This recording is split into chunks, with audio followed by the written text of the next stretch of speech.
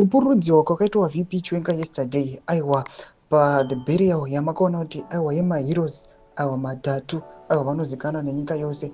Panapa vanhu vakauya kutaura masvika vachiti this is the only opportunity VP yava kufanira kuuya vachikorekta aiwa vachidzoka pane kwavo zvavakambokanganisa pamuchienda kutongoraiza noda kwokuti aiwa kwakaonekwa kunzi macitizens nevamwe vakomana on the ruling party ZANU-PF aiwa vari kutofarira VP kutodarika vakomana ve2030. Sarapira mashoko amudanyurwa panapa nevakomana veopposition vachikomenda this situation. Kuti subscribe or like on the bell icon.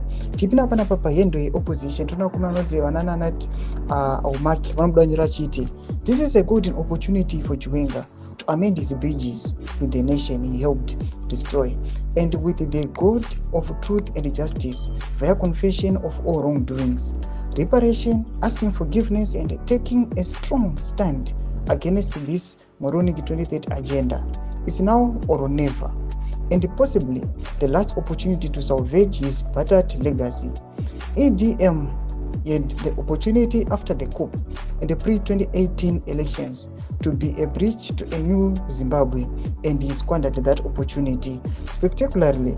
But does Chwenga have the courage to do what is right? I pray God splinters the evil house into 1,000 splinters, but in his mercy, save souls are out of the carnage.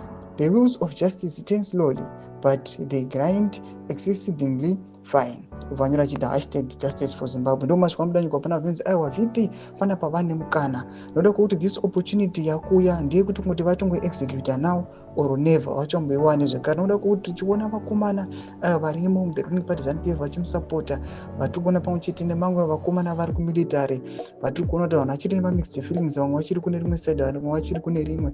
Panapa kuuya kufarirwa kwakaitwa VP pathe memorial or the burial ceremony kwanyatsoratidza kuti apa awana mukana watikaona tokaraswa nevazhinji after the 2017 coup. Tudze mafunguro enyu munoti kudii pamusoro pechitiko ichi. Pinda comment section medu dzemafunguro enyu, musaona subscribe or like, turn on the bell icon.